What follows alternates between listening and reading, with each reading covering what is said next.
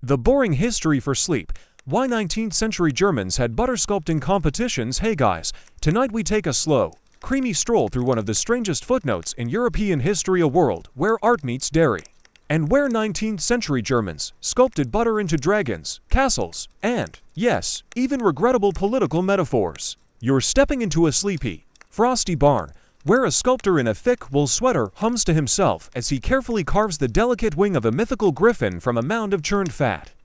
You might be thinking this sounds like a gentle little story, harmless, quaint, perfect for sleep.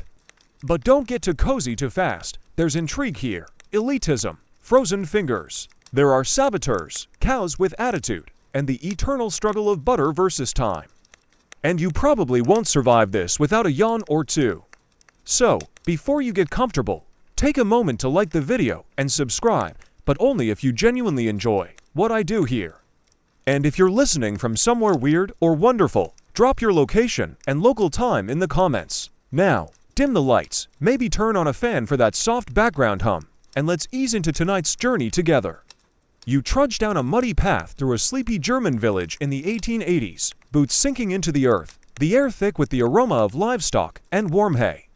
On your left, a cottage window glows faintly, and just beyond, a barn is bustling not with farmhands, but with artists. Men and women in aprons lean over chilled slabs, carving with knives and thumbs, squinting through candlelight.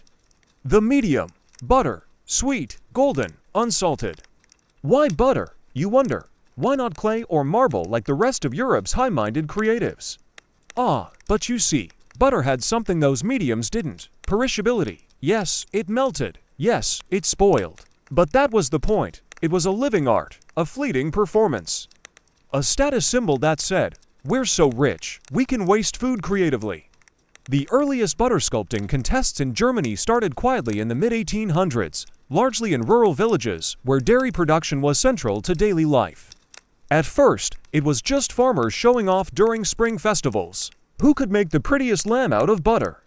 Who could carve a swan with a neck so delicate it snapped in the sun?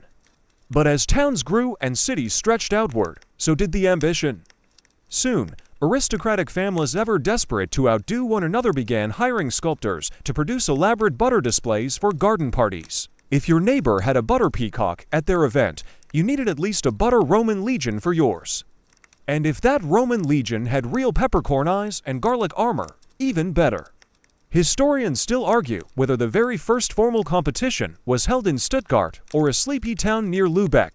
Either way, it escalated fast. By the 1870s, traveling sculptors had begun offering their services across Germany, carting blocks of ice and crates of chilled butter by wagon, their chisels clinking with every bump in the road. At one such event documented in a now-lost farmer as almanacca sculpture of the goddess Frey, made entirely of butter, was so detailed that a child attempted to pray to it, slipped, and broke her nose on the days. A small, greasy miracle, but butter wasn't just butter. It had to be churned just right. Cow feed mattered. Weather conditions had to cooperate. Temperature was the true judge, jury, and executioner. A slightly warm breeze and your noble elk would look like a lumpy potato before noon. A sneeze, and the antlers would fly off.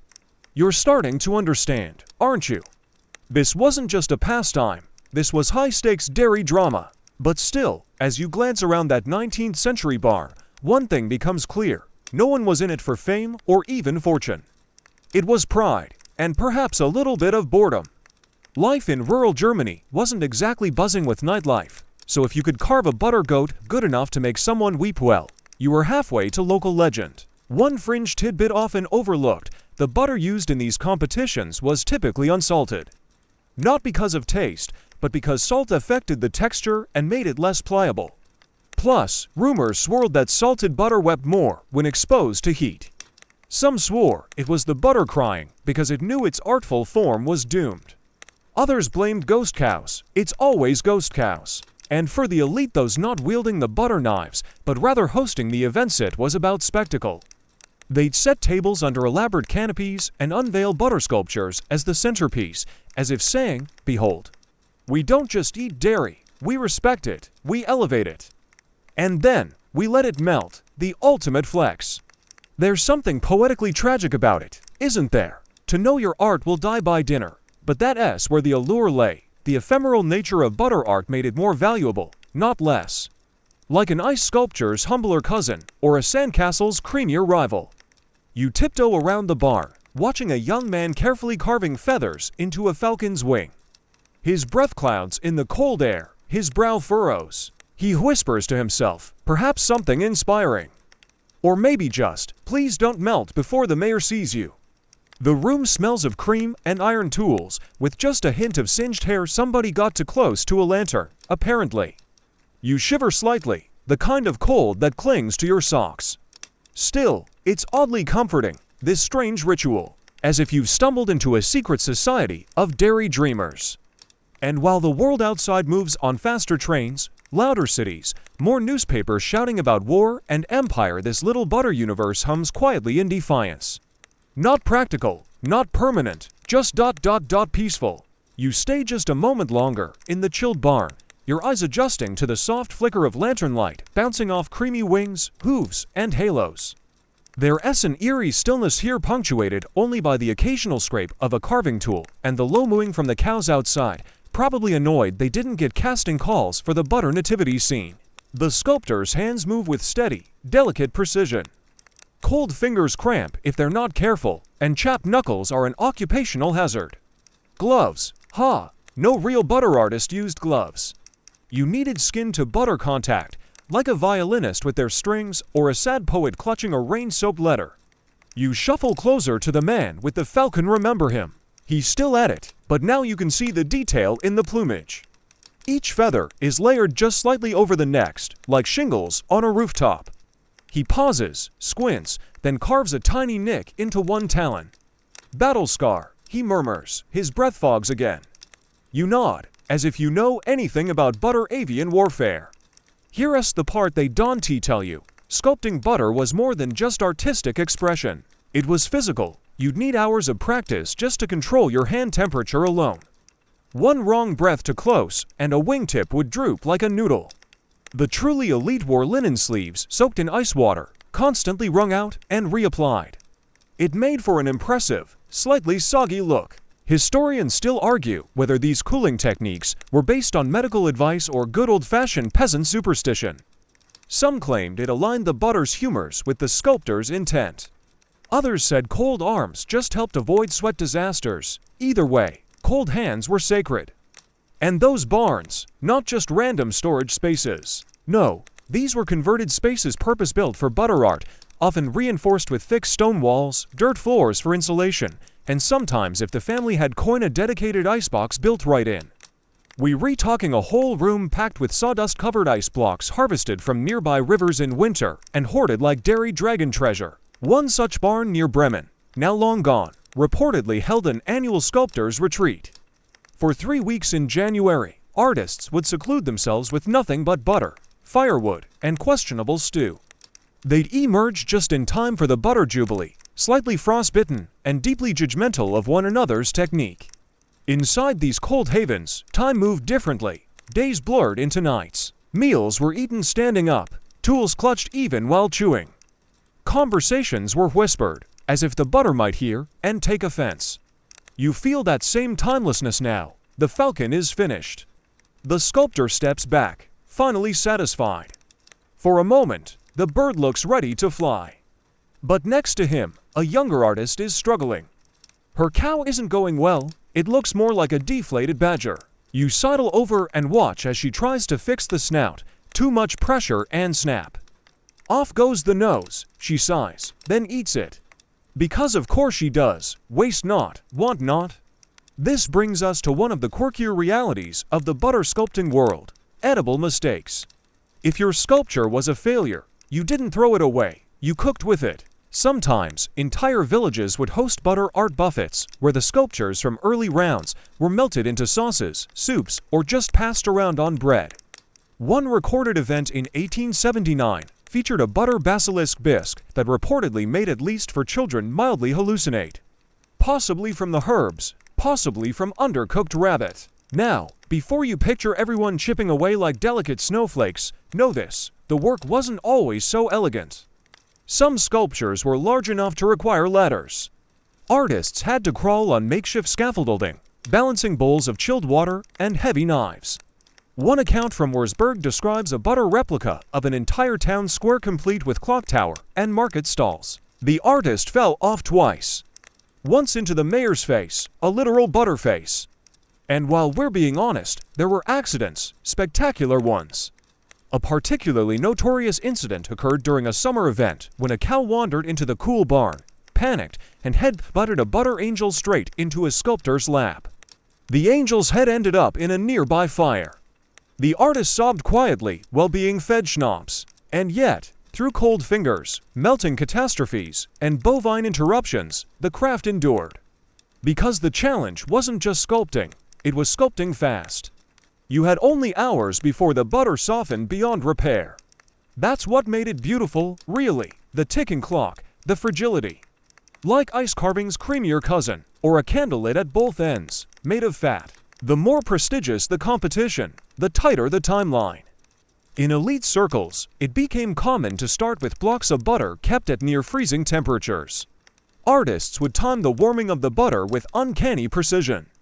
Touch too early, and it was rock hard. Too late, and it wept like your uncle after schnapps. The sculptor's creed, whispered often, but never written, was simple. Don't sweat, don't talk, don't melt.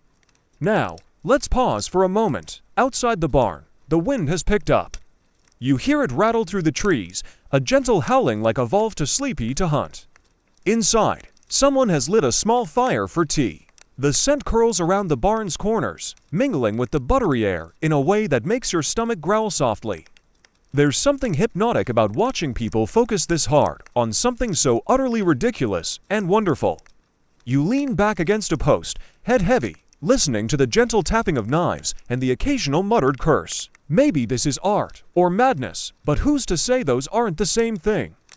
A final tidbit before we drift onward. It's said that one famous sculptor, Friedrich Klemm, a recluse with a walrus mustache, could sculpt an entire village scene blindfolded. He claimed the butter told him where to cut. Others suspected he just cheated and peeped. Either way, his masterpiece. A full butter reenactment of the grim tale, The Goose Girl, complete with palace, princess, horse, and disembodied talking head. Spoiler, it melted before judging, but the tale lives on. The morning mist settles low outside the barn, curling like lazy cats around wooden wheels and forgotten milk pails. You stretch your legs, careful not to bump into anything that might collapse under the weight of its own buttery ambition. And it's here, in this curious silence, that you start to notice something else, something that's been in the background all along. The guests. Not the sculptors. No, these folks don't hold knives or squint at cow udders. They hold parasols, monocles, fans, delicate things that scream, I don't churn. They move with the ease of people used to being served. Their boots are clean. Their collars high, their names longer than necessary. You've just entered the world of the elite butter patrons. You see, as butter sculpting grew in popularity, it began to transcend the humble barn. The upper classes, barons, industrialists, bored duchesses caught the scent figuratively and literally. And like anything mildly quaint and excessively photogenic, they wanted in. At first, they just attended the festivals, then they began sponsoring them. And then inevitably they made it all about themselves. The Countess of Oldenburg famously commissioned a butter replica of her favorite Italian villa to be displayed at her son's engagement party. The catch, it had to be life-size. Yes, you heard that right. Butter columns, butter fountains, butter pigeons all chilling under a canvas tent laced with lace. Guests were encouraged to admire, but not touch. A 9-year-old heir licked a balcony. He was never invited again. Historians still argue whether that villa was truly life-sized or just very big and slightly exaggerated in the press, but the message was clear. Butter sculpting had climbed the social ladder. What began as a rustic pastime was now an art form with dinner party credibility. And with credibility came rules. Oh, the rules. Competitions began implementing tiered categories: amateur, professional, noble sponsored, and children under 8 but strangely gifted. Entry fees were introduced. So were dress codes. Sculptors were expected to wear neat, but non-distracting attire because nothing says creative freedom like a stiff collar and judgmental eyes. As the wealthy moved in, so too did their expectations. Sculptures had to be bigger, more detailed, themed. Suddenly, a nice butter dove wasn't good enough. You needed a butter dove in flight, escaping from a golden cage of Parmesan. Yes, that happened though the Parmesan was carved by a cheese specialist flown in from Switzerland. One lesser-known fact, noble families sometimes offered prizes to whoever could sculpt their family crest in butter with the highest dignity quotient.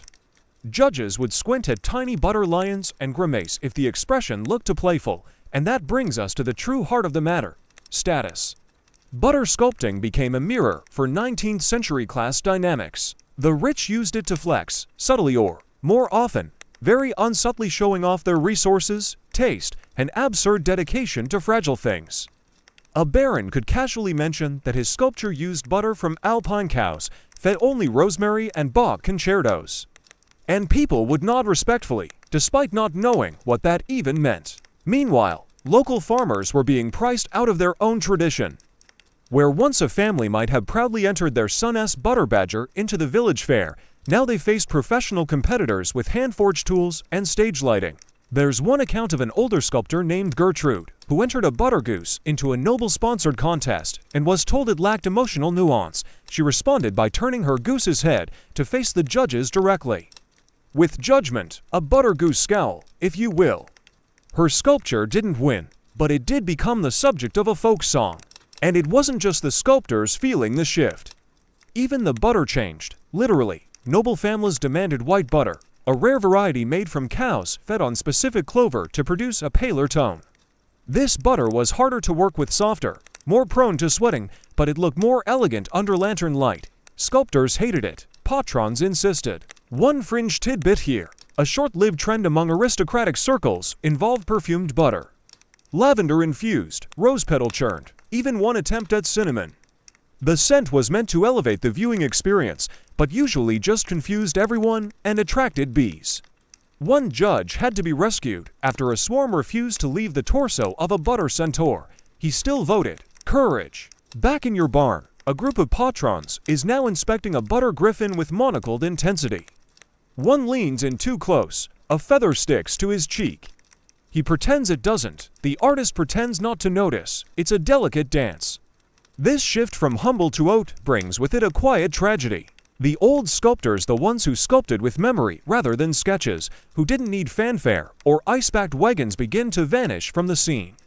Not gone entirely, just pushed to the side. Butter became something to watch, not make. Still, the elite couldn't quite ruin everything. Butter sculpting was stubborn. For every countess commissioning a butter Arc de Triomphe, there was a farmhand quietly crafting a butter donkey just for the joy of it. No prizes, no patrons, just fat and faith. And that, strangely enough, is what kept the tradition alive. Even as it passed through salons, garden parties, and royal gazebos, butter art retained its roots in cold fingers, silent barns, and ridiculous dreams. So as you wander back toward the hearth, your breath fogging, remember, the cow might be the source, the sculptor the soul, but the audience. They were just passing through, champagne in hand, noses turned up. Unless they accidentally leaned into a sculpture. Butter, in all its silly glory, remained loyal only to those who shaped it with reverence. Or at least with clean hands and a sense of humor. The barn door creaks closed behind you as you slip back into the main path, which winds past a half-dozen other stalls and sheds, each colder than the last and humming with quiet industry.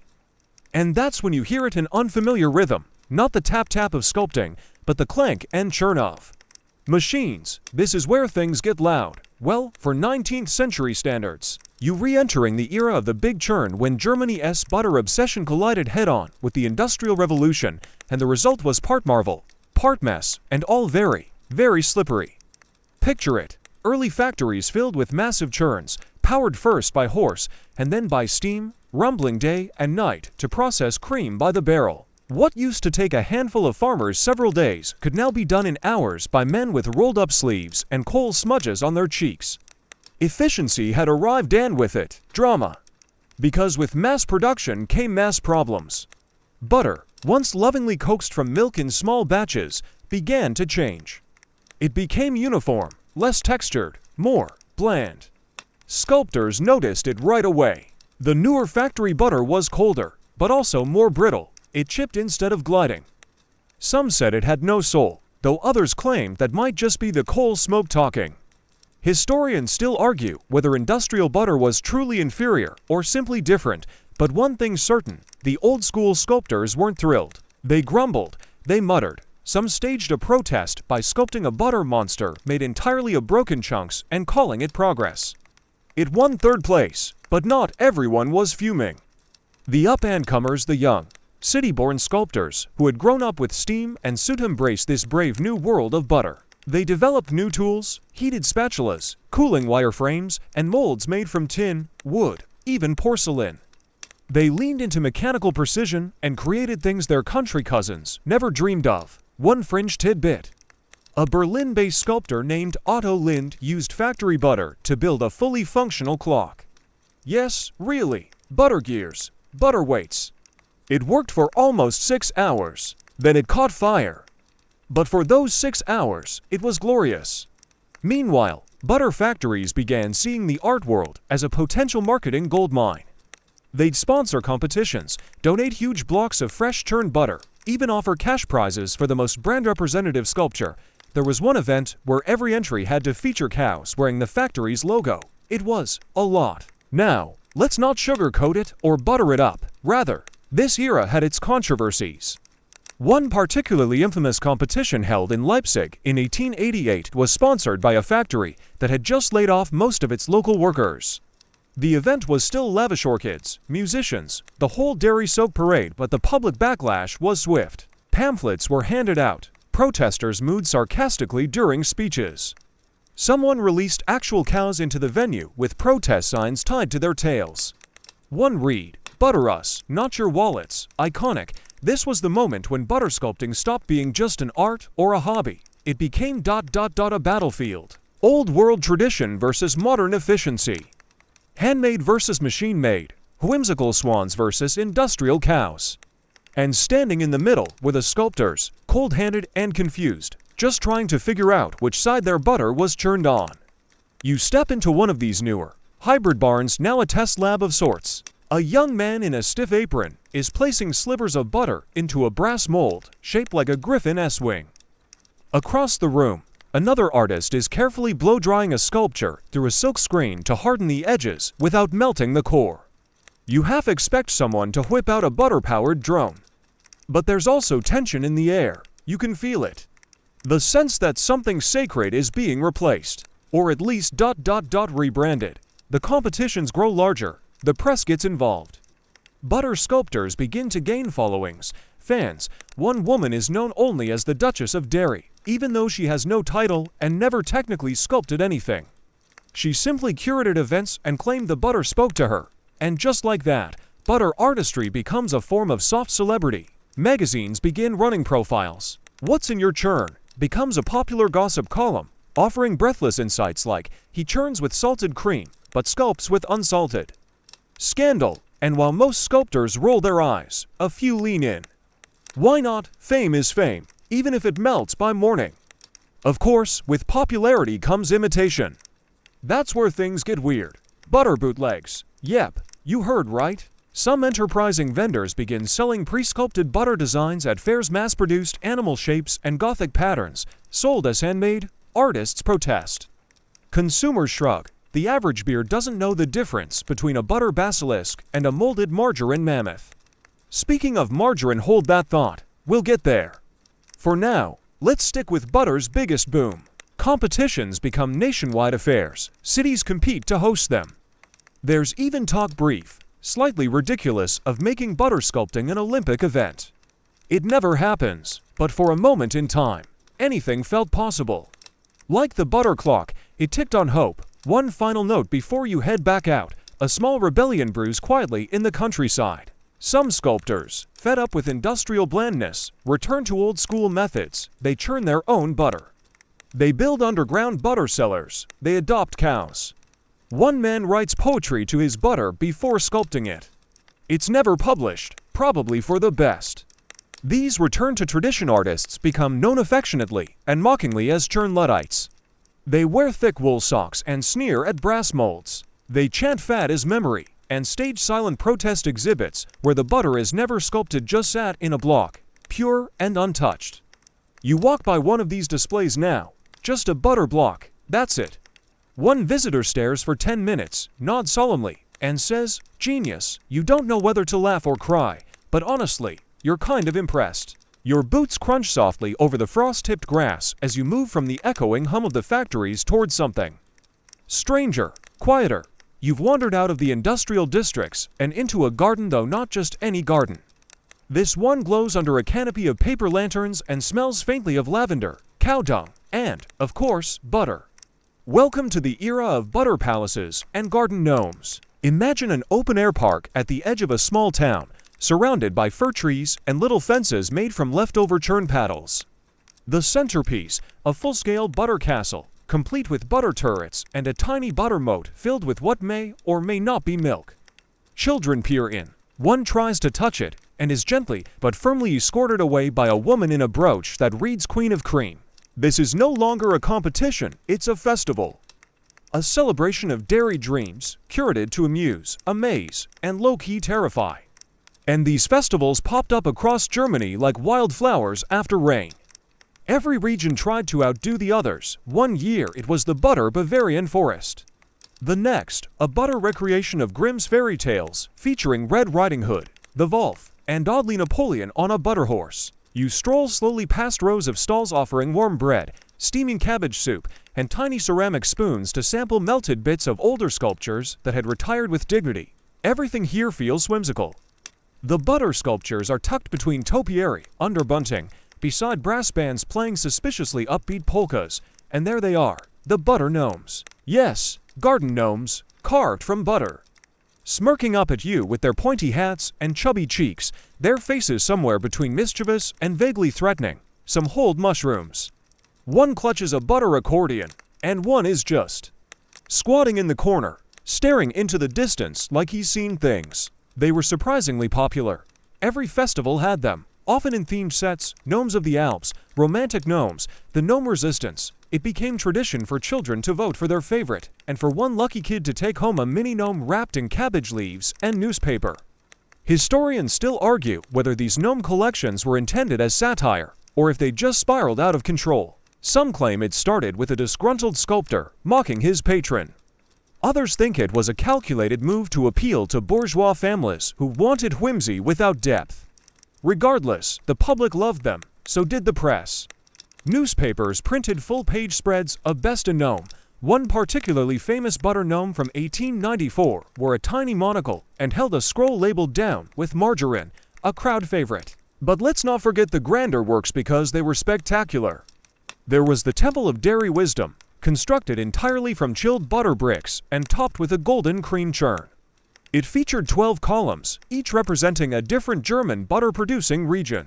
Inside, visitors were invited to whisper a secret to the butter oracle, which was really just a hollow butter cow head with an echo chamber inside. Still, oddly effective, a few teenagers claimed it changed their lives.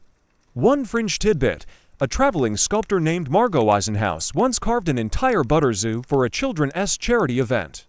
Giraffes, lions, flamingos, even a giraffe mid-chew. Each animal was sculpted to scale except the hippos, which she admitted she had only seen in books and dreams. But perhaps the peak of this absurd, delightful madness was the infamous Butter Ballet of 1892.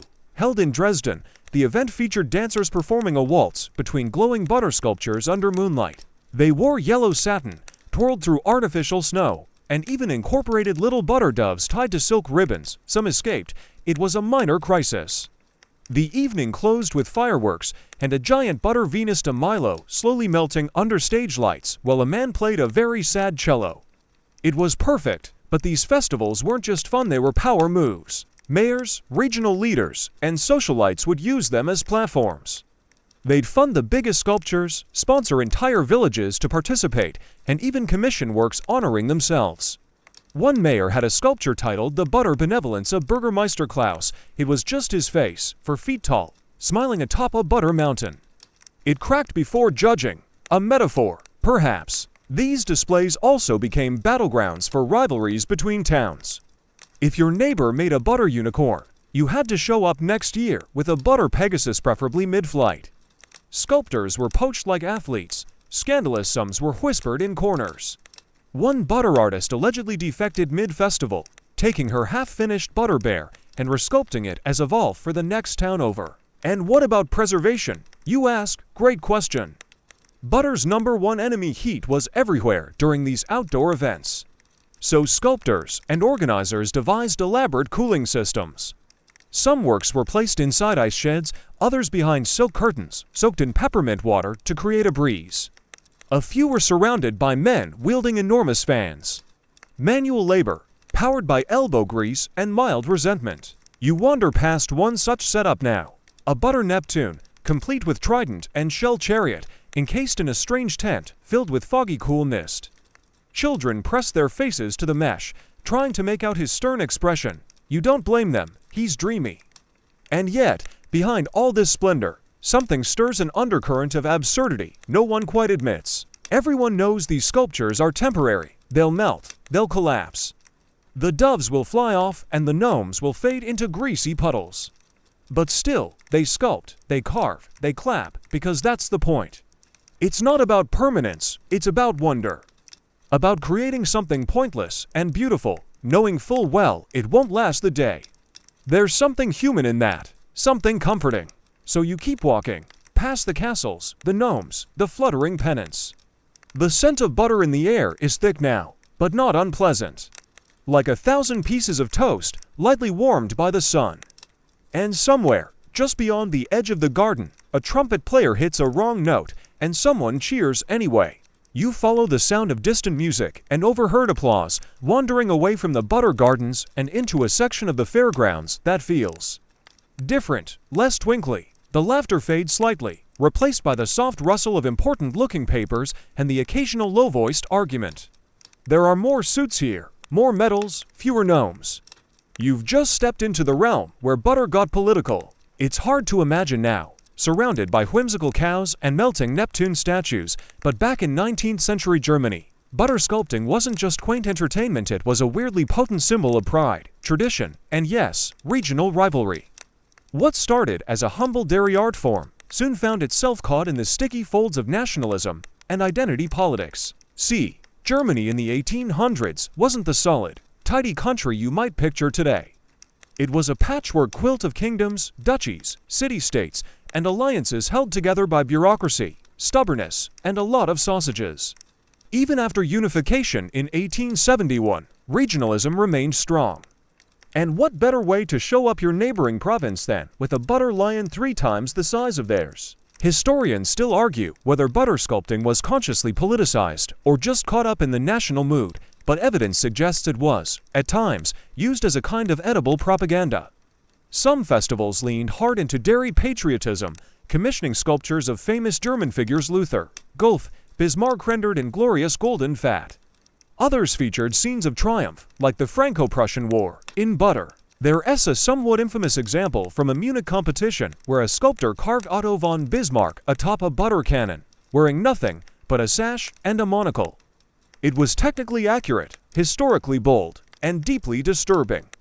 It won second place, but it wasn't just about Germany as a whole. Butter became a way to express regional identity. My butter is creamier than yours, and we carved a griffin holding the town charter to prove it. Towns competed not just for trophies, but for symbolic dominance. Whose butter came from the best cows? Whose sculptors trained under the finest ants? Whose gnomes looked the most smug? Even language played a role. Sculptors from the south might refer to their works as Schmelzkunst, literally fat art, while northern artists use terms like butterbild or Kuchenkunst, which translates charmingly to cow cheese art. Each group insisted their vocabulary was more correct. Of course they did. And then came the politicians. They began attending these events not just to wave and smile, but to speak, to give rousing addresses about the resilience of German dairy, about the importance of tradition in an age of change. One mayor gave a 20-minute speech praising a butter statue of Germania, the national personification of Germany, holding a cow on a leash. No one knew quite what it meant, but there was a lot of clapping. Some even used butter competitions as unofficial campaign stops. They'd shake hands, taste the pride of Thuringia, and pose with sculptors for carefully staged portraits. One future chancellor, who shall remain nameless to preserve his dignity, was photographed next to a butter bust of himself. It looked nothing like him, but he still bought it and kept it in the chilled pantry for 3 weeks. And then there was the spy incident. Yes, really. In 1893, during a butter festival in Heidelberg, two sculptors were caught sneaking into a rival's tent. They claimed they were just admiring the structure, but nearby guards found carving sketches in their coat pockets. One even had notes on butter temperature ratios scrawled in code. The festival organizers hushed it up, but whispers of dairy espionage spread like wildfire. You pass a statue now, modest but elegant, a butter Brandenburg gate, its arches wide and slightly glistening in the afternoon sun. Tourists admire it with tilted heads. A boy asks if it's okay to eat a corner. His mother gasps, scandalized. Somewhere in the distance, a pigeon lands on a butter bust of Beethoven. The sculptor winces but says nothing, and still, the rivalry continues. Some towns begin demanding that national competitions only accept entries made with local butter. Others insist that any foreign cows, meaning, horrifyingly, cows not born within a specific county, are ineligible. One village outside Hanover declares its own pure dairy league, complete with rules, uniforms, and an official anthem. The anthem is just the sound of milk being poured. Of course, all of this creates rifts, not violent ones. This isn't a dairy civil war, but tensions rise. At one festival, a sculptor refuses to accept an award because the panel included a judge from the wrong kind of creamery. His sculpture, a butter crocken wrestling a schooner, melts in protest. But maybe the oddest political use of butter sculpting came from a brief, bizarre movement called Die Rückkehrercut, Return to the Cow. This group believed Germany was losing touch with its agrarian roots and that butter sculpting could restore moral purity. They wore white smocks, marched quietly at festivals, and handed out pamphlets shaped like udders. One speaker shouted, "Our strength lies in fat," before tripping on a milk bucket. Their influence faded, thank goodness, but they left behind some truly unforgettable slogans. A personal favorite: "Churn today, lead tomorrow." Despite all this absurdity, or maybe because of it, these political undertones never fully soured the butter scene. If anything, they added spice. Visitors came not just for the art, but for the drama. Would Bavaria win again? Would the Lower Saxony team sneak in a sarcastic margarine sculpture as protest? Would anyone notice? Butter, once soft and silent, had become a mouthpiece. A gentle, greasy, somewhat melty voice of the people. And yet, as you wander past all the banners and booths, you start to feel a tug of quiet nostalgia for the older days. Before speeches and spies, when a cow-shaped block of butter just meant someone had a good Thursday. You pause in front of a butter sculpture of a handshake, one gloved, one bare. It's slightly uneven, a little crooked, but it speaks volumes. Underneath the politics, the rivalries, and the pomp, butter still brought people together. If only briefly, before the sun got too warm. You find yourself lingering near the edge of a competition tent, now a large striped structure fluttering in the breeze, heavy with expectation and the faint tension of dairy-fueled ambition. The sign outside reads Landesweit's Butterbild Turnier, Official Begetaktet. Translation: Statewide Butter Image Tournament, officially judged. Ah yes, the official part. That's where things tend to go sideways. You step inside, and the air instantly feels different, cooler, still. Not just from the blocks of ice tucked behind drapery to preserve the entries, but from something else: nervousness, maybe. Or suspicion. It smells like cold cream, starch, and something less identifiable, but unmistakably tense. Because tonight, you're about to witness a very specific and very suspicious butter sculpting controversy. One that locals still refer to in hushed tones as Die Blinken Gabel, the blinking ladle. It started innocently enough. The annual butter competition was in full swing. Sculptors had gathered from across the region, towing their custom tools and temperature-controlled wagons like sleepy, art-obsessed warlocks. The theme that year: moments of glory, interpretive, vague, and just ripe enough for drama. The usual suspects showed up: Lars from Lübeck, with his precision-cut historical battle scenes, Marta from Magdeburg, who only sculpted extinct animals, and Klaus the Younger, whose entire aesthetic was aggressively whimsical. But then came a newcomer, Johann Drexler, quiet, unknown, allegedly from a village that didn't exist on any map. Historians still argue whether Johann was a real person or an alias, possibly used by a disgraced former sculptor returning under cover of anonymity. Either way, he rolled in with a simple cart, 3 assistants who never spoke, and a single massive crate. When judging day arrived, the crate was unveiled. Inside, A butter tableau titled "The Harvest Angel Descends." A towering, radiant figure made entirely of chilled, unsalted cream, arms outstretched over a field of butter wheat, with a sickle made from chilled caramelized sugar, and a face that looked unnervingly familiar, like someone famous. Or someone watching you. The reaction was instant. Gasping. Applause. Some said it was divine. Others said it felt like it was judging them. One elderly sculptor reportedly fainted. Later confirmed to be due to an unfortunate combination of schnapps and tight socks, but here's where it gets messy. That year's grand prize, a ceremonial gold ladle, rumored to have once been used by Empress Augusta herself to stir her morning buttered oats. It was the highest honor, known colloquially as the blink, so named because the gold was polished so fiercely it reflected light in a way that seemed to wink at you, like it knew you didn't deserve it. Judging commenced, and things didn't add up. Some of the sculptures were breathtaking, a butter opera scene complete with balconies. A scene of the moon landing anachronistic, sure, but beautifully done. Even a butter version of Wagner mid-symphony, baton raised, hair dramatically tousled. But as scores were tallied, murmurs started. People whispered that the judges were unusually harsh on the veterans. That Johannes Angel scored unusually high in categories like emotional resonance and textural subtlety, which were, frankly, made-up terms. One judge allegedly refused to comment. Another was seen sneaking into the Angel's cooling tent before dawn. And then the announcement, Johann Drexler, first place. The gold ladle, thunderous applause from some. Stunned silence from most. You look to your left now, and you can still see a replica of the Angel displayed here as part of the competition's small on-site museum. It's starting to melt slightly around the edges, but the expression on her face, still deeply unsettling, like she knows your browser history. The scandal exploded the next day. Accusations of bribery, of hidden molds, of temperature tampering. One sculptor claimed Johann's butter wasn't even local, but imported from France. French butter, sacrilege. Another said the assistants weren't assistants at all, but artists in disguise who worked in shifts to maintain the statuesque form while no one was looking.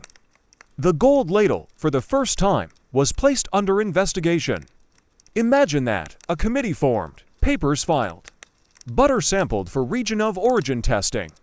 Meanwhile, Drexler had already left town, vanished, assistants and all. Some say he melted into the night, others claim he became a margarine consultant in Vienna. Fringe theories row. They abounded. One group claimed the Angel was cursed, that whoever looked into her eyes for too long would suffer creative paralysis. Another said she was an ancient butter deity reborn to punish humanity for over-whipping cream. A bit dramatic, maybe, but who are we to argue? And while the official ruling months later found no definitive evidence of foul play, the trust had melted faster than a goose-shaped centerpiece at a garden party. The gold ladle was awarded, but no ceremony was held.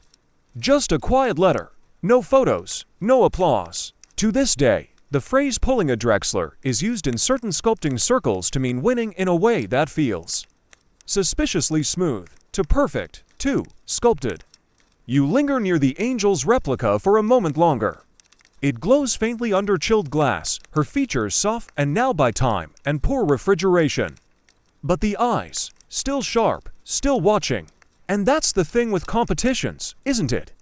They're supposed to be about fairness, craft, passion, but somewhere, even in the most innocent churnings, a little ambition curdles the cream. Butter-sculpting, for all its whimsy, was no exception. Outside the tent, the sun is setting, casting long golden rays that make even the muddiest festival pathways gleam. You hear laughter again, softer now, less polite, more real. Perhaps somewhere, Drexler is laughing too. Or perhaps he's in a cold shed somewhere, carving gnomes out of spite. Either way, you adjust your scarf, glance once more at the cursed butter angel, and step back into the crowd, where things are about to get a lot weirder. You take a sharp left past a butter corgi, lounging beside a butter teacup, and the festival's mood shifts again. Gone is the tense reverence of the judging tent. This part of the grounds is looser, rowdier, and definitely weirder. You're entering the experimental zone where rules are more like dairy guidelines, and traditionalists cross themselves as they pass. Because what came next in the saga of 19th-century German butter sculpting was a gloriously absurd phase, the avant-garde years. By the 1880s, traditional forms, your angels, your noble farmers, your animals doing taxes began to feel a little stale. You could only see so many butter busts of King Ludwig II before craving a little chaos. And so, like every art form eventually does, butter sculpting took a turn for the unexplainable. You spot a sculpture now, a melting cube within a larger cube, both hovering with the help of toothpicks and sheer arrogance over a butter plate that reads "Existence ist geschmolzen." Translation: existence has melted. It's both nonsense and brilliant. The movement was spearheaded by artists who rejected the pristine realism of their predecessors. Where others sculpted cows, they sculpted the concept of milk's potential. One Berlin collective carved a rotating spiral out of salted butter and placed a candle in the center. As it melted, it spun. They called it Mutterzeit, Mother Time. Historians still argue whether these sculptors were innovators or simply bored dairy apprentices with too much time and too few supervision hours. But the impact, undeniable. Butter sculpting began to stretch into performance art, symbolism, and let's be honest, high-concept nonsense. There was the infamous invisible cream piece by a duo calling themselves Cult. It was, quite literally, an empty pedestal. The artist stood beside it and whispered "Imagine butter" every 10 minutes. People clapped, someone cried, someone else tripped into the pedestal and was promptly escorted out. Not to be outdone, a young prodigy from Dresden sculpted a life-sized butter version of herself, watching herself sculpting a butter version of herself. The piece was titled *Unschmelzbar, *Unmeltable. It melted in 12 minutes. You pause at another strange installation, a tree made entirely of butter knives, with each leaf carved from carefully folded dairy fat. Beneath it, a plaque reads, "When cows dream of leaves." You wonder if the artist was okay, but there was genius here, too. The avant-garde crowd began pushing butter into new territory, experimenting with shadow, with internal structures, with the temperature of the room as a sculpting tool. One exhibit asked visitors to sculpt with their breath, another encouraged screaming at a cube of butter until it took shape emotionally. At the time, many critics were furious. One famously published a rant titled "The Fad is Dead," in which he argued that butter should remain humble, domestic, and apolitical. That critic, as it turns out, had just lost a grant to a sculptor who made a butter dragon emerging from a fridge. But the movement had momentum. Festivals began dedicating entire sections to experimental butter. Traditionalists clutched their pearls, children loved it. And slowly, the boundaries of the medium began to expand. Of course, there were missteps. One collective attempted a 12-hour live sculpture marathon, extreme dairy shaping, which ended with 3 sprained wrists, a butter fire, don't ask, and a judge muttering, "I can't feel my face," for days. Another piece, titled "Silent Fatness," featured a man standing entirely still while butter dripped from the ceiling onto his shoulders. It was haunting, it was disgusting, it earned a standing ovation. And through it all, the butter itself evolved. Sculptors began experimenting with regional blends, salted versus unsalted, even mixing in goat or sheep milk butter for texture contrast. Some used layers of color, adding paprika or spinach to create vivid internal hues. Yes, that's right, you're now looking at butter marbling. You walk past a piece now that's just a chair, a perfectly ordinary chair. But it's made of butter, real-sized, and warm to the touch. A small sign urges you, "Please sit." Accept the consequences. You decline, obviously, but you admire the courage. Some of the artists from this era became legends. Not for technical skill, but for vision. Vision like, "Let us carve a butter tunnel that you have to crawl through while mooing." Or what if we sculpted sound waves out of butter and then played them back by dragging violin strings across the surface? One artist, named Ilse Morgenfeld, insisted all of her butter was sourced from cows that had listened to Bach. Her studio smelled incredible and was eerily silent. She only sculpted while blindfolded and once claimed her butter spoke to her in riddles. Ilse is now considered a pioneer of the fat as feeling school of sculpture. But it wasn't all high-concept chaos. Many of these artists challenged deeper issues. One sculpture depicted a cracked butter bowl labeled "Die letzte Milch," the last milk, commenting on fears of urbanization and disappearing dairy farms. Another piece, "Crumble," showed a butter plow sinking into dry, cracked butter soil, an early commentary on climate, perhaps. Fringe ideas floated in too. Some believed butter, as a soft and ephemeral material, was the only honest medium incapable of permanence, impossible to fake. Sculpting in butter became an act of spiritual humility. A monk in the Black Forest once carved an entire cathedral over 3 days, only to melt it intentionally at sunrise. He whispered, "Ashes to ashes, cream to cream." That said, he later admitted he just couldn't afford the refrigeration. Even now, this phase leaves critics divided. Some call it the golden melt, others call it that unfortunate cheese-adjacent chapter, but its influence remains. Modern butter sculptors, even the most traditional, often nod to the avant-garde days, maybe with a spiral twist in a cow's tail, or a subtle wink carved into a butter bust of Charlemagne. You stand at the end of the exhibit, watching a tiny, silent film loop of early sculptors laughing, slipping, melting, rebuilding. Some are barefoot, some are crying, all are covered in butter. It was a time of courage, strangeness, and art that quite literally couldn't last the night. And maybe that's the point. You head back toward the main square, where golden lights are beginning to flicker on. Somewhere, a child is trying to carve their dog's face into a pat of butter. It's going terribly, but they're smiling. And deep in your sleepy bones, you feel it. Butter isn't just food, it's a fleeting miracle. A shape that can never stay the same, like memory or a dream. Or, let's be honest, that weird goat sculpture from earlier. Your boots squish softly into the grass now as you drift into one of the festival-esque quieter corners. The hum of chatter fades, replaced by the rhythmic scrape of knives on cool surfaces and the occasional sigh of artistic frustration. You're entering the workshop zone's open-air pavilions where sculptors, both novice and seasoned, spend hours shaping slabs of butter into visions they haven't quite figured out yet. But tonight, this section belongs to the tools, yes, the gear. The chisels, scoops, and spatulas that help turn a breakfast condiment into high art, because believe it or not, the evolution of butter sculpting tools is almost as strange as the sculptures themselves. It all starts with the knife, not just any knife, the butter blade. Early 19th century sculptors swore by a short, curved blade modeled after Scandinavian fish knives. Lightweight, with a slightly flexible spine, it was perfect for carving delicate features like eyelashes, hoof dimples, or Napoleon's very fussy colors. But the moment competitions became serious, when prizes involved money, medals, and massive applause, the tools changed, entire kits emerged. Velvety rolls of polished instruments, some barely thicker than a toothpick, others shaped like elongated spoons or tiny hammers. Sculptors became toolsmiths, often forging their own implements in backyardkins or bribing blacksmiths to make secret spatulas. There was even a brief craze for tools made from bone. Supposedly warmer to the touch, more gentle on the butter's texture. That trend fizzled out when someone dropped a jawbone-shaped ladle into a tub of sour cream and called it cursed, and then came the fringe engineers. You remember Klaus the Younger, Mr. Aggressively Whimsical. He once commissioned a rotating butter platform that spun his sculpture slowly under a magnifying lens. Supposedly for dynamic inspiration, realistically. A way to make his statue of 3 ducks playing violins look slightly more dramatic. Historians still argue whether these devices counted as cheating or just innovative workflow enhancement. One festival in 1887 banned heated blades entirely after a contestant used a coal-warmed sculpting rod to carve a perfect bust of his wife mid-laugh.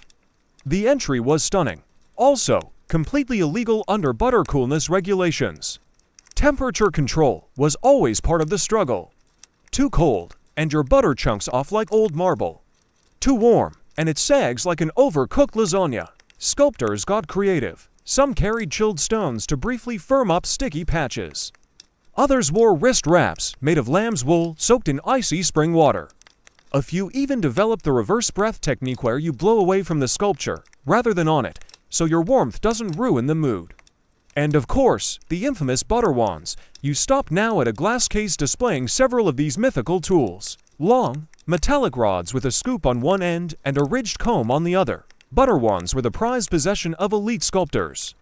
Rumors swirled that they were modeled after old surgical instruments, that each one was bonded to its artist, like a wand in Harry Potter, and that a stolen wand never worked quite right.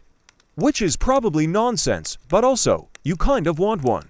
One wand in particular, the Dresden Whisperer, was said to be so precise it could carve letters into a stick of butter without breaking the crust.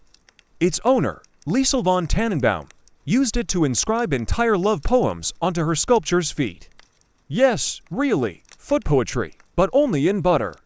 She later married a taxidermist and disappeared from the sculpting scene, but the wand lives on. You're staring at it now. It glints in the soft museum lighting like a relic from some lost dairy religion. Meanwhile, out on the workshop tables, modern sculptors still tinker with the past. You spot one young artist working with a triple-pronged mini rake perfect for adding fur texture to a butter fox. Another uses what looks suspiciously like a dental tool to etch veins into the wings of a butter dragonfly. The old-timers might roll their eyes, but the detail, chef's kiss. And then there's the spatula flat, rectangular blade that looks unremarkable until you watch someone use it. With a single swipe, they can smooth out a wall, shape a chin, or create that satisfying ripple texture you see in professional whipped butter photos. Some sculptors name theirs, like swords. This is Gloria, one woman says, stroking hers like a cat. You chuckle quietly and move on. Of course, not all tools were created for beauty. Some were built for sabotage. Oh yes, sabotage was absolutely part of the butter sculpting world. In the 1892 finals, an anonymous sculptor left a booby-trap tool among a rival's set. It was a false chisel that snapped under pressure, cracking a delicate butter castle in half. The incident was later dubbed *Das K Rummelspiel*. The Krummelgement led to a short-lived movement for mandatory tool inspections. One sculptor responded by creating a decoy kit, an entire roll of fake tools designed to distract, confuse, or intimidate competitors. The real tools were hidden in her corset, not exactly ergonomic, but undeniably clever. And then, there were the so-called dairy tinkers, a clandestine network of inventors who traveled from town to town selling modified tools. Things like the microplane spoon, the triple tine fluffer, and the highly controversial steam-honed ladle, which was later banned for making sculptures unnaturally shiny. You pass a tiny cart now bearing a plaque, replica of the Tool Tinker's Kit, Ca. 1895. Do not lick. You're tempted, but you move on. Despite all the weirdness, the central truth holds. Every butter masterpiece you've seen tonight was made not just with passion or talent, but with the perfect tool, in the perfect moment, at the perfect temperature. And maybe that's why the sculptors guard their tools like secrets. They're not just instruments, they're extensions of intention. Every dent in the metal, every polish mark, tells a story of frantic mornings, frozen fingers, and tiny victories. That time you finally nailed the spiral horn on a unicorn. Or got the goat's eyes to look slightly less menacing. You exit the workshop pavilion into a wide, candlelit square. Sculptors are packing up for the night. Butter curls glisten under lantern light. A little girl is twirling a scoop like a baton. Somewhere, someone drops a tool and curses softly, then laughs. And you wonder, what tool would you pick if you had to sculpt your dreams into something buttery and real? Your steps slow now as the night air grows quieter, crisper, and ever so slightly scented with butter and pine. You've wandered into a different corner of the festival, less flashy, less chaotic. No avant-garde cubes, no foot-inscribed love poems. Just warm lights in small, wooden booths and elderly folks carving with a focus that borders on meditative. Here, you're brushing up against the folk traditions, the soul of butter sculpting. No spotlights, no prizes. Just hands, butter, and stories passed down from someone's grandmother, who probably wore wooden clogs and could churn butter blindfolded while reciting local ghost lore. This is where butter sculpting became something more than art. In the small villages of 19th century Germany, especially in Bavaria, Swabia, and the Alpine regions, butter had layers of meaning. Yes, it was food, but it was also ritual. Birthdays, weddings, funerals, even planting season all had some form of butter symbolism woven in. A tiny butter lamb on Easter, a plump butter baby for spring fertility. A butter skull, if things got weird. And the carving? It wasn't for fame, it was for fortune, or love, or to impress your cranky Aunt Gertrude, who judged you for not milking fast enough last week. One of the oldest traditions was the Butter-Glücksfigure, the lucky butter figure. Usually made by hand on the winter solstice, it was meant to bring abundance and health for the coming year. The figure might be a cow, a wheel, or a spiral. Some families passed down mold simple wooden presses with little symbols carved inside, like sunbursts, runes, or hearts. You spot one now, resting on a velvet cloth. A faded pine mold, clearly ancient, shaped like a rooster with swirled tail feathers. Legend says if your rooster butter survived the week without melting, your hens would lay double that year, or your children would grow taller, or your enemies would get toe fungus. The meaning shifted depending on who told the tale and how much schnapps was involved. A mainstream historical fact for you. In parts of rural Bavaria, butter figures were blessed by local priests and displayed on home altars tucked beside candles and little wooden saints. Not for long, of course, butter melts, and mice have no concept of sacred space. Historians still argue whether these early butter figures counted as folk art or were more like edible talismans. Did villagers sculpt from aesthetic instinct, or was it all part of a domestic magic, wrapped in dairy and prayer? There's no firm answer. Just oral accounts, church warnings, and the occasional diary entry about butter sheep that looked into my soul. Another ritual, wedding butter. In small towns, it was common for the bride's family to present a butter sculpture shaped like two doves, a plow, or a tree with tangled roots. Symbolism was everything. Two doves meant fidelity. A plow meant fertility, the tangled roots. A reminder that marriage was, frankly, messy. The couple had to slice the butter sculpture together, one hand each on the knife, and feed each other a piece. If it melted before they finished, some said the marriage would sour. Others said it meant they'd have passionate arguments and extremely good reconciliations. Your call. Then there was the Night of Shapes, a lesser-known rural tradition where, once a year, people gathered to sculpt butter not as art, but as confession. Everyone sat silently, in a ring, carving something abstract to represent what they feared or regretted. A twisted shape, a collapsed form, a perfect cube with a cracked center. Then they melted their sculptures together in a cauldron, stirred them slowly, and used the resulting mixture for cooking the next day. Not a drop was wasted. You burned your shame, then you ate it. Okay, that's a little intense, but you can't deny it's kind of poetic. In some alpine villages, butter sculpting became part of feasting games. One of the oldest known was Dran der Butterwit, spinning the butter rage. It involved contestants sculpting the angriest possible butter face while blindfolded in under 10 minutes. The winner was declared freer of grudges and got to wear a butter-shaped crown for the evening. Did it melt onto their head by dessert? Absolutely. You notice a quiet sculptor now, her hands steady as she forms what looks like a tiny butter cradle. A folk tradition from the Black Forest, perhaps. They believed that placing a butter cradle near a newborn's bed would ward off bad dreams and forest spirits, but only if the cradle had exactly 7 butter curls for bedding. 6 or 8, total disaster. Your child would sleepwalk straight into a river. The superstitions didn't stop there. Many households refused to eat butter sculptures no matter how beautiful because they believed it was bad luck to consume something made in joy. Others insisted the opposite. Butter shaped with love brought more love into the home when eaten. One village even hosted an annual love bite event where you'd sculpt a butter heart, then feed it to your crush. If they laughed, your romance had no chance. If they cried, you were meant to be. If they vomited, better luck next year. Not every folk tale aged well. You also learn about the butter thief's curse, an old cautionary story about a boy who stole a festival butter sculpture and was slowly turned into cheese. His arms, Gouda. His soul, probably brie. Moral of the story, butter isn't for stealing. It's for sculpting, sharing, and mildly judging. And yet, through all the variations and mythologies, a common thread, butter was sacred, and sculpting it meant something beyond decoration. It wasn't just about cows and cream, it was about seasons, cycles, family, and the quiet ways people shaped meaning into the softest things. You look around, the folk sculptors here aren't performing. They aren't competing, they're remembering, honoring, kneading history into their hands like dough. A breeze picks up, rustling through old cloth banners, stitched with cow motifs and curling sun rays. You spot one last butter piece near the corner. A modest spiral, no bigger than your palm, placed on a woven mat with dried flowers around it. There's no plaque, no name, just a folded note beside it that reads, "For the old ones who taught us warmth."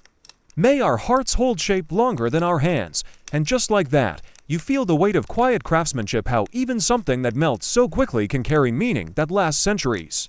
Your path veers again, this time toward a small, glowing amphitheater made of weathered wood and canvas, tucked at the edge of the festival like a forgotten book in a favorite library. Inside, A hush falls. The crowd here isn't looking at butter animals or romantic busts, they're watching a reenactment. Yes, that's right. You've stumbled into the Butter-Sculpting theater. Here, the stories aren't carved, they're performed. A tall man in a cravat, powdered with flour instead of chalk, steps forward. He strikes a dramatic pose, a sculpting knife clutched like a dagger. Behind him, a block of butter awaits, chilled to near frostbite, glistening under a lantern spotlight. Behold, he bellows, the scandal of Weimar, 1873. Ah, this is one of the legendary tales. You slide onto a hay bale seat, instantly aware of the chill of butter-scented air around you. A little girl in front of you is wearing a crown made of carved butter leaves. Casual, the reenactment begins with a dramatized version of what is known in festival lore as the Duel of the Swans. To sculptors, one category, one block of butter, and one stunningly lifelike swan, the only problem being that both claim to have sculpted it. Naturally, chaos ensued. A mainstream historical fact for you: competitive sculpt-offs were common at 19th-century German festivals. Sometimes they were sanctioned, other times not. This one was very much not. The reenactor now stands dramatically, pointing at his rival. "You slanderous churn fiend," he declares, triggering light applause. Historians still argue whether the swan sculpture was truly duplicated. The narrator intones from offstage, or if the original was stolen, rebranded, and buttered slightly differently to pass as new. This is the sort of scholarly uncertainty that fuels generations of reenactors. What follows is a delightful, absurdly intense butter duel, each man sculpting in real time, glancing over his shoulder, whispering cutting insults like, "Your curves lack conviction," and "Is that a neck or a mistake?"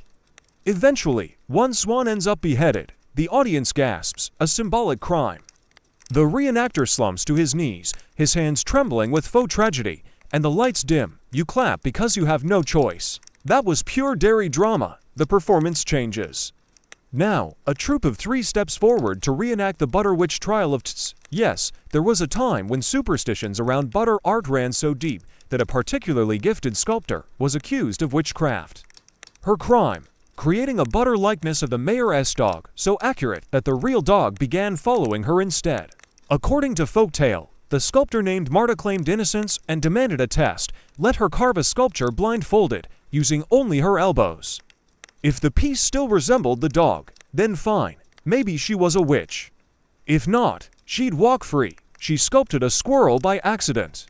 The crowd laughed. She was freed. You watch now as a blindfolded actor elbows a lump of butter into submission, her companions chanting, "Release the squirrel." This gets a big laugh from the audience, an odd mix of elderly butter historians and high school drama students, by the look of it.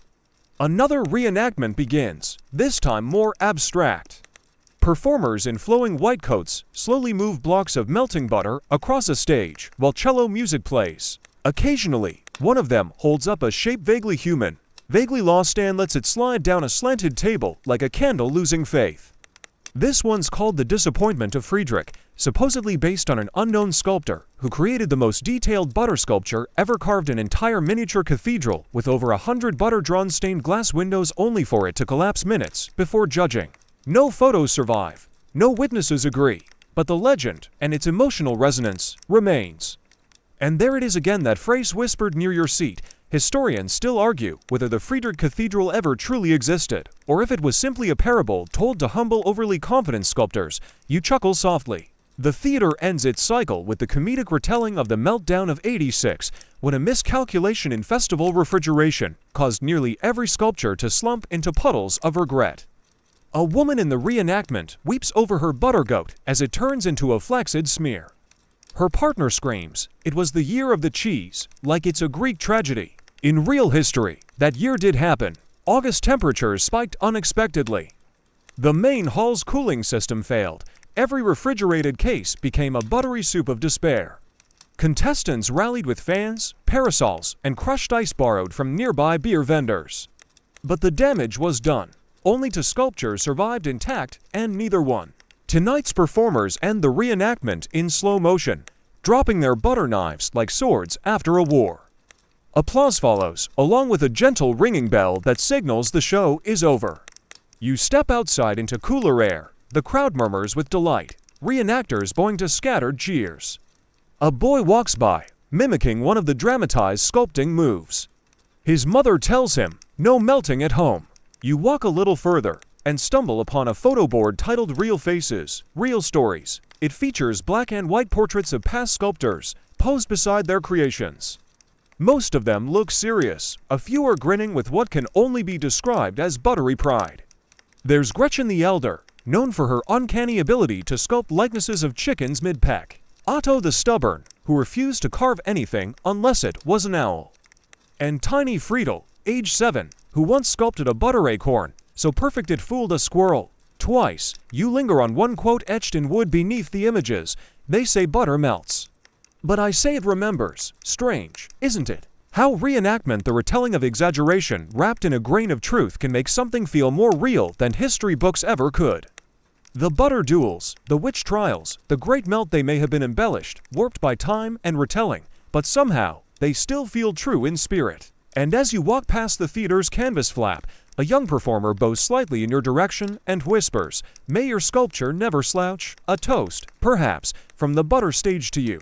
The sky darkens into deep velvet, pinpricked with stars, and the air grows heavy with the smell of hay, old wood, and, of course, butter, because here, everything is steeped in it.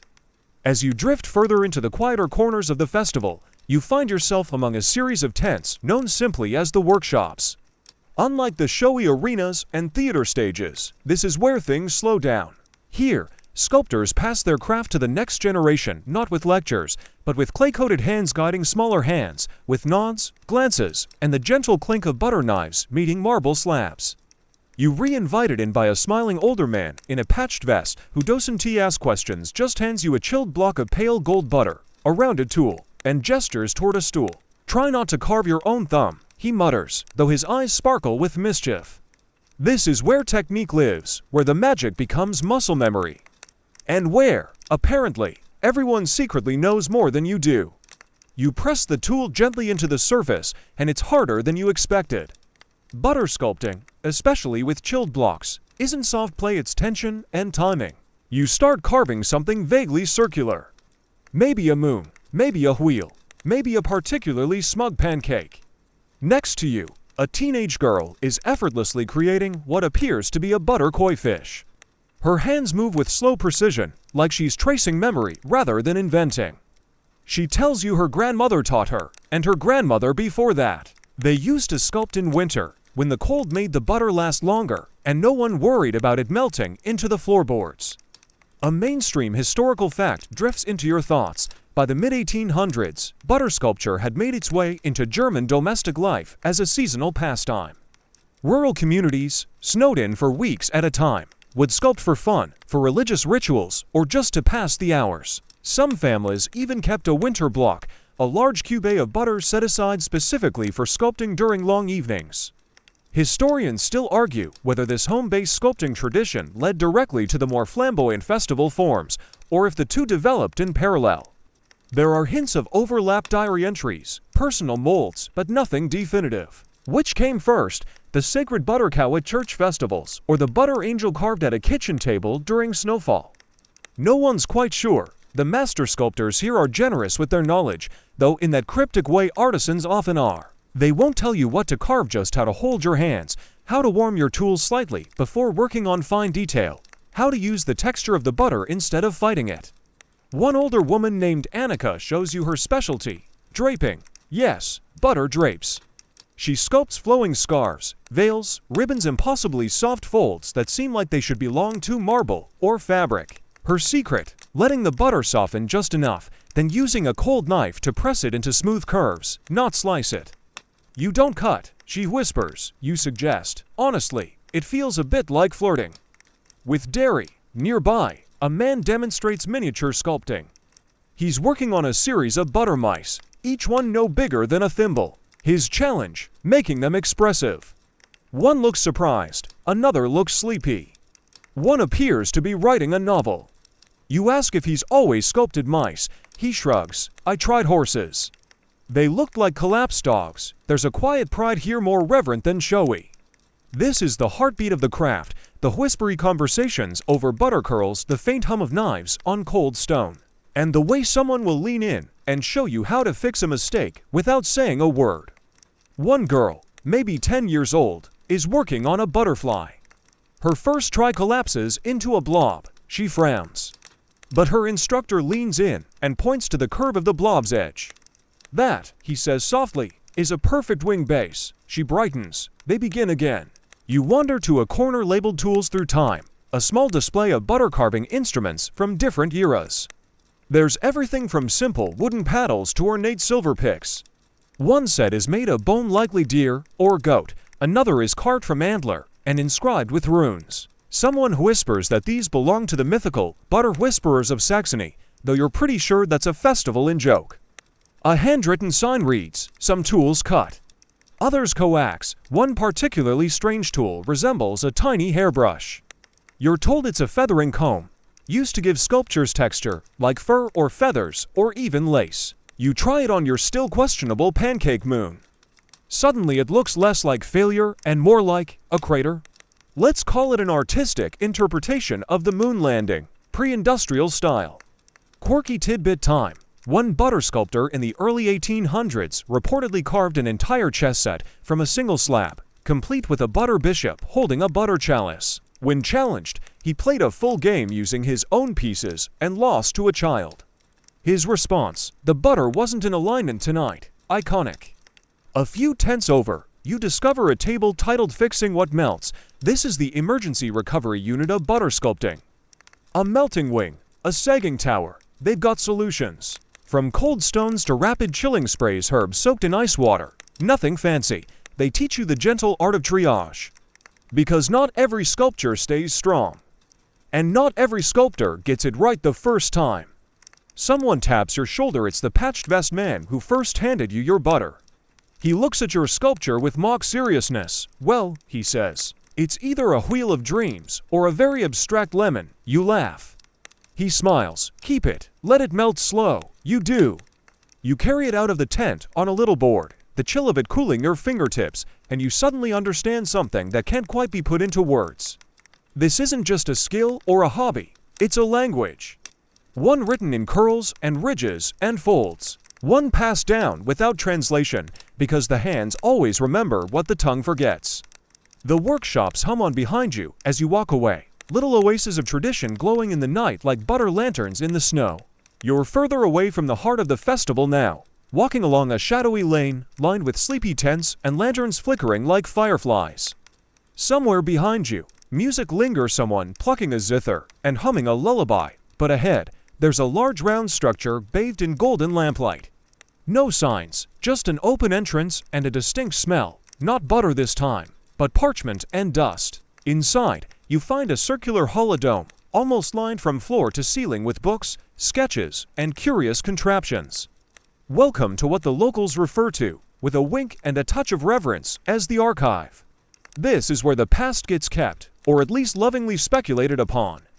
You move slowly, taking it all in. The air here is hushed, the way it gets in museums and old cathedrals. Your footsteps sound too loud, so you soften your tread as you drift past volumes with titles like Temperatures and Techniques, a Sculptoress Almanac, 1824 to 1880, and Butterfaces Through the Ages, not nearly as rude as it sounds.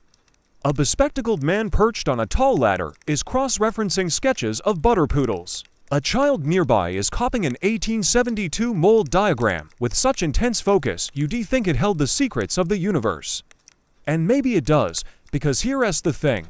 Butter sculpting in 19th century Germany wasn't just an art, it was an evolving science.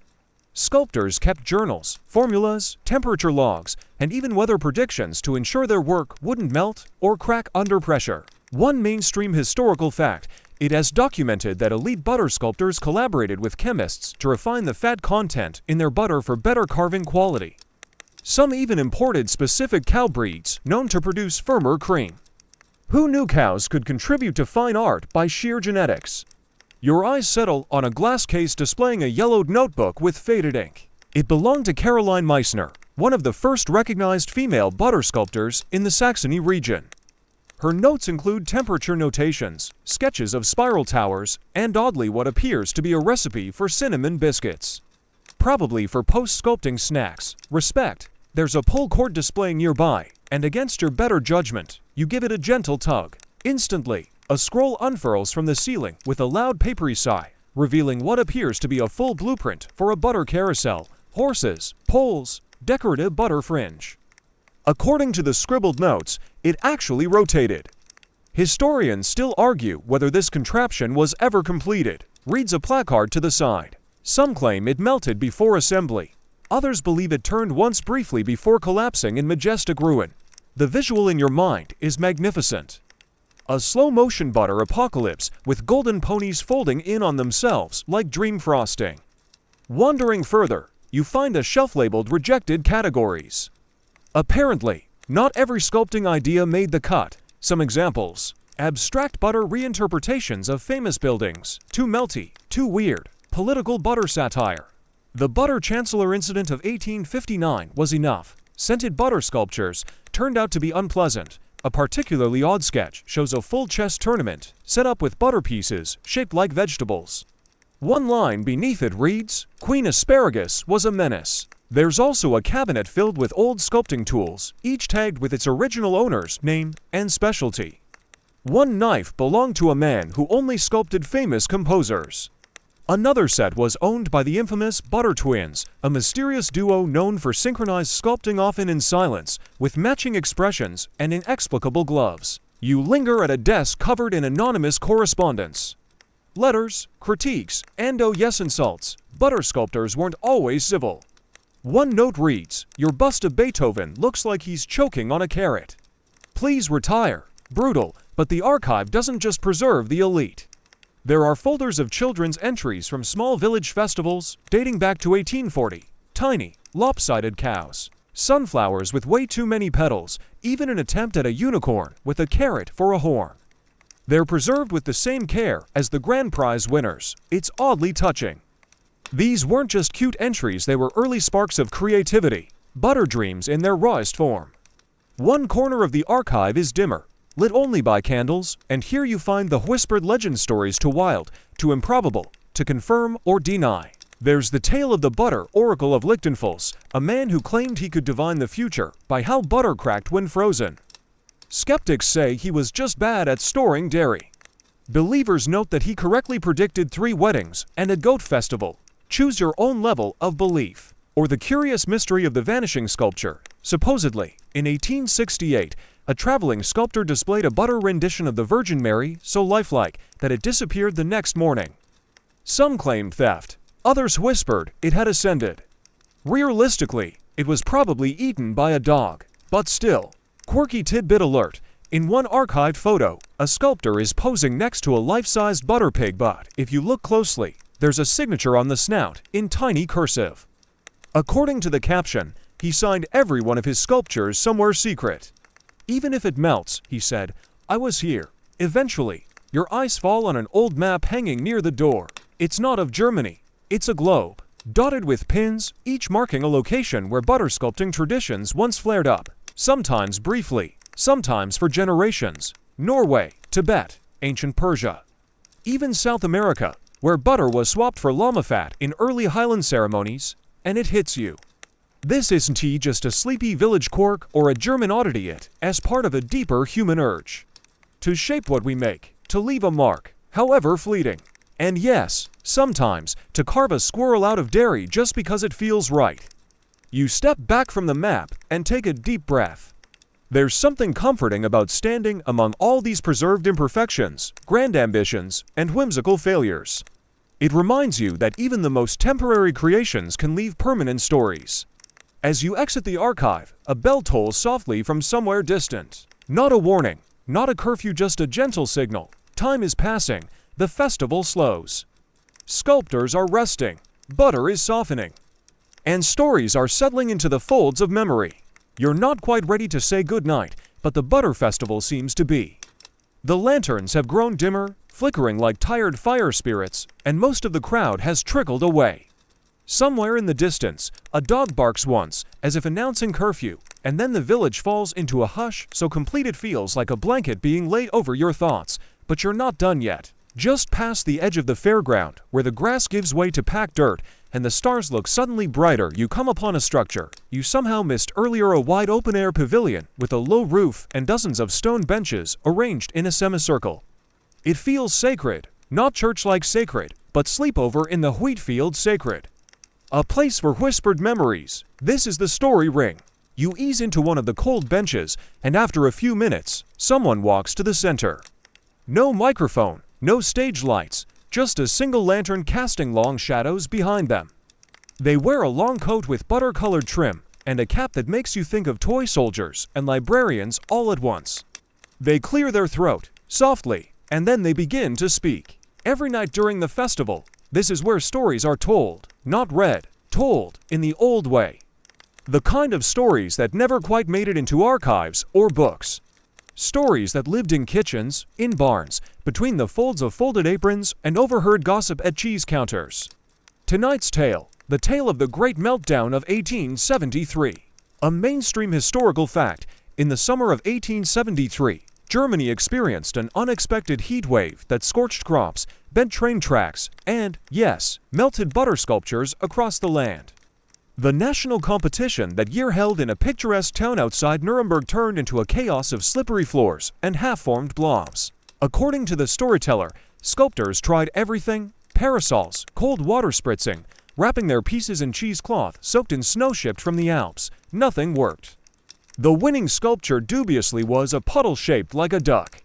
Or a ladle, no one's sure, but the sculptor swore it was a commentary on impermanence. Historians still argue whether this heatwave permanently changed the direction of butter sculpting. Some say it shifted focus to more durable forms. Others believe it spurred a wave of innovation: cooling pits, ice cave showrooms, and the now famous butter fridge cart, a kind of mobile mini cellar pushed on wooden wheels. As the story wraps up, the storyteller winks and adds, and they say one man tried to carve inside a cellar that year, only to find it already full of cheese smugglers. But that's another tale. Everyone chuckles, quietly, the kind of laughter that vibrates low in the chest. Then another storyteller steps up, this one a grandmotherly woman with silver hair braided into a crown. She tells the tale of the sculptor who tried to outsmart the butterer man who insisted he could create a sculpture that refused to melt, even in the sun. His answer: coating his butter in beeswax. The result: disaster. The butter curdled, the wax cracked. And the unveiling revealed not a bust of Gulf as intended, but what appeared to be a melting swamp demon with sideburns. Children cried. The man retired, or so she claims. Quirky tidbit time. Apparently, one fringe sculptor in 1881 tried to make edible history. Each of his butter sculptures was flavored and themed by historical event. The Napoleonic butterball was spiced with paprika and shaped like a cannon.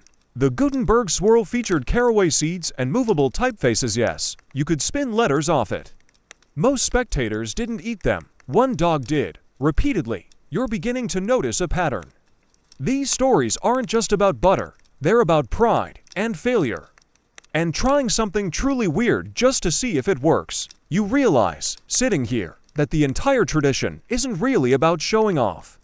It's about remembering the people who dared to make beauty from dairy, even when the sun was high and the cows were uncooperative. And the ring isn't just for the famous tales. No, before long, a young boy steps up, nervously clutching a drawing. I made a sheep, he says. But it fell over, so I turned it into a sled.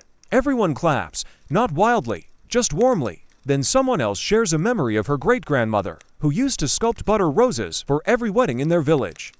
She says she still keeps one in a wax paper pouch in her freezer. Hasn't looked at it in years, doesn't have to. She remembers it in her hands. You sit still, listening. The cadence of the storytellers is hypnotic: long pauses, slow vowels, the occasional laugh that echoes like a ripple through the benches. Even the wind seems to hush to listen. One old man begins a tale about the butter duel of 1867 to rival sculptors who carved opposing armies from butter and staged a mock war in the village square. The battle lasted 8 hours. The cows watched. The priest intervened. No one won, but one side did sculpt a very elegant surrender flag, and that was deemed sufficient. According to local lore, this inspired the tradition of midnight sculptoffs, where competitors had to sculpt in near darkness with only moonlight and intuition. It didn't go well. Most results looked like mashed potatoes with accessories. Still, the tradition persists, and in the quiet of the story ring, you begin to understand why. Because it's not about perfection, it's about togetherness, about memory. about laughing when your ego looks like a pineapple with anger issues, and about celebrating the fleeting moment before it softens into something else. One last story now. The final teller is silent for a moment before beginning. It's said, she whispers, that the butter remembers. Not the cows, not the churns, the butter. That every sculpture, every curl, is a whisper back through time. And if you listen closely enough, in the quiet, you can still hear them shaping. And then the lantern is dimmed, and the circle sits in silence. And the stars above the ring shimmer just a little brighter, as if listening too. You leave the story ring slower than you arrived. Not because you retired though you are, but because some part of you doesn't want to break the spell. The hush lingers on your skin like cool mist, and even your footsteps feel reluctant, as if the ground is trying to hold you there a little longer. But the Butter Festival, like all things in history, is winding down. You find yourself walking back through the now deserted grounds. The sculptures, once vibrant with light and laughter, now sit beneath soft linen covers, like sleeping giants wrapped in dreams. A few still gleam faintly under the moonlight, their buttery contours casting long shadows across the dewy grass. Past the competition field, past the tribute tent, past the barn with the extremely judgmental cow, you remember her, yep, still staring. As you round a corner, you spot one last open tent. This one's different, no butter, no prizes, no crowds. Just a row of wooden crates filled with handwritten notes, sketchbooks, and festival pamphlets going back more than a century. You kneel down beside one and pull out a particularly old-looking booklet. The cover reads, Butterwitch Rules and Regrets, 1855 edition. You can't help yourself, you flip it open. Rule number 1. No sculpture may exceed the height of a prize cow. Rule number 2. No depiction of royalty in compromising poses, even if funny. Rule number 7. Any sculpture that cries butter tears must be documented and fed biscuits. You glance around. There's no one here to stop you. So you take your time, leafing through pages curled with age and stained by fingers long gone. There are notes in the Majin's little complaints, joyful exclamations, even recipes scribbled next to sculpture sketches. Someone once combined their butter entry with their lunch plans. Efficiency. Quirky tidbit time. One corner of the crate contains dozens of butter limericks, a niche tradition that emerged sometime around 1890. Sculptors would write rhyming verses about their entries, hoping to charm judges or simply entertain themselves. You read one aloud in a whisper. My goat made of butter stood proud, until someone sneezed very loud. With one mighty slip, he lost both his hip. And now he just melts with the crowd. Poetic, heartbreaking, dairy-based, beautiful. Just beside it, you find something surprising, an invitation, handwritten, addressed to the curious traveler. That's uncomfortably specific. It reads, You've seen our sculptures and heard our tales. You've walked the paths buttered with dreams and failures alike. So now, sculpt one of your own. You glance up and notice a small table at the back of the tent. On it, a fresh, chilled block of butter, a single carving tool, and a wooden plaque labeled Try. You hesitate. And then, of course, you do. Your hands, uncertain at first, begin to shape. Maybe it's a bear. Maybe it's a pair of boots. Maybe it's just a blob with ambition. But it's yours. It wobbles a little. It leans too much to the left. One corner looks vaguely like a chicken in distress, but it exists. And somehow, in the warmth of the tent, with your breath slow and steady and the moonlight just brushing your fingertips, that's enough. Maybe more than enough. Mainstream historical fact time. Despite its whimsical reputation, butter sculpting continued into the early 20th century and even saw revivals during periods of cultural nostalgia, festivals, fairs, even political events. It never entirely disappeared. It simply adapted, like so many traditions that straddle the line between art and absurdity. Historians still argue whether its persistence is due to cultural heritage, regional pride, or simply the universal appeal of playing with your food. But you know the truth now. It's the stories. The sculptures melt, but the stories stick. Outside, the crickets begin their sleepy chorus. A faint breeze nudges the tent flap like a parent urging bedtime. The festival has nothing left to offer but memory. You step outside, one last glance behind you. Your sculpture still stands wobbly, flawed, perfect. A whisper of laughter in dairy form, and now it's time to rest. And so, as the butter softens beneath linen sheets and the last echoes of the festival drift gently into the night, you begin to feel that warm pull of sleep gathering around you. The kind that wraps itself around your shoulders like a worn blanket, quiet and sure. The sounds fade, no more footsteps, no more storytelling laughter. Just the distant hum of the countryside, maybe a windmill creaking, maybe the whisper of cows shifting in their sleep. Even the moon seems to dim, as if respecting the silence you've earned. Your eyes feel heavier now. The journey's been strange, hasn't it? A little absurd, a little beautiful. That's the charm of it. Like butter itself, soft, unassuming, and absolutely everywhere. Once you start to notice it, you're not thinking in words anymore. Just impressions, cool air, the scent of hay and milk. That one sculptor's weird obsession with eagles. Your hands still remember the shape of your own creation, even if your mind is already letting it drift. Let it all melt, slowly. The stories are safe now, and so are you. Let your breath slow down. Let your thoughts fade into gentle nonsense. You're not on a bench, or in a tent, or beside a buttery swan.